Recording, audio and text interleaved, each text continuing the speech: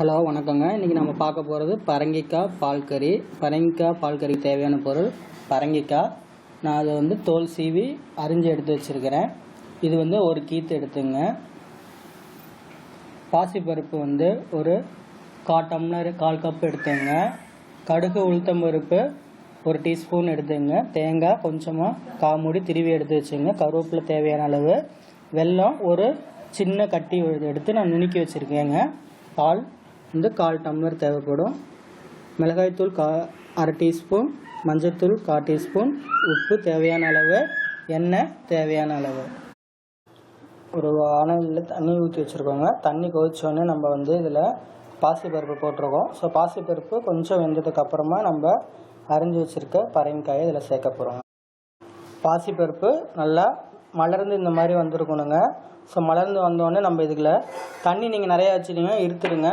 இப்போ நம்ம காயை இதில் ஆட் பண்ணிடலாம். காயை நல்லா கழுவிட்டு இதில் ஆட் பண்ணிவிடுங்க. இப்போ காயும் இந்த பருப்பும் சேர்ந்து வேகணும். இப்போ இதுக்கு தேவையான அளவு மிளகாத்தூள், மஞ்சத்தூள், உப்பு எல்லாத்தையும் நம்ம இதில் ஆட் பண்ணிட்டோங்க.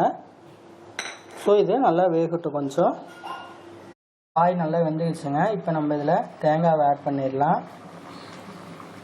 இதுக்கு பால் நம்ம கொஞ்சம் ஆட் பண்ணிடலாங்க.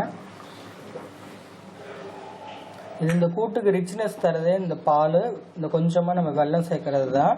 ஸோ இந்த டிஷ்ஷு பார்த்திங்கன்னா இடியாப்பத்துக்கு, சப்பாத்திக்கு, அப்புறம் புளிக்குழம்புக்கெல்லாம் ரொம்ப டேஸ்ட்டாக இருக்கும். இப்போ நம்ம வெல்லமும் ஆட் பண்ணிடலாம்.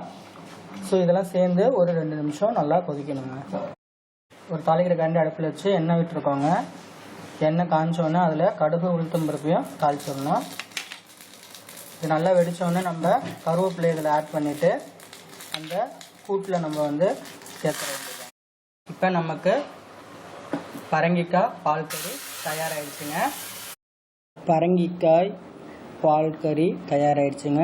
பார்க்கும் போது சாப்பிட்ணுன்னு தோணுதா? ரொம்ப ஈஸியான ரெசிபி. செஞ்சு பாருங்கள். செஞ்சு பார்த்துட்டு உங்கள் கமெண்ட்ஸை எங்களுக்கு எழுதி அனுப்புங்க. எங்கள் சேனல் பிடிச்சுன்னா சப்ஸ்கிரைப் பண்ணுங்கள். நன்றி.